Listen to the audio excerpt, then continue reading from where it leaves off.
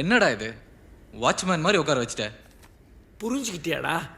டேய், ஃப்ரெண்டுக்கு ஒரு ஹெல்ப்புன்னு நினச்சிக்கோடா. வீட்டில் வேறு யாருமே இல்லை, எல்லாரும் திருப்பதிக்கு போயிருக்காங்க. அதுக்குள்ளே பிரியாவோட மனசு விட்டு பேசலான்னு பார்த்தேன்.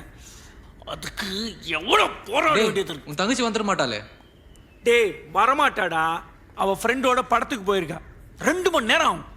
கேபிள் கொரியர்னு வந்தால் மேனேஜ் பண்ணிக்கோ. போர் வச்சா டிவி பார். நீ பண்ணுற ஏற்பாடெல்லாம் பார்த்தா மனசு விட்டு பேசுகிற மாதிரி தெரியல, ஏதோ மல்லுக்கட்டு விவகாரம் மாதிரி தெரியுது. கார்த்திக், உண்மையை பேசக்கூடாது, புரிஞ்சுக்கோ. கூட்டு வந்துட்டல, போ.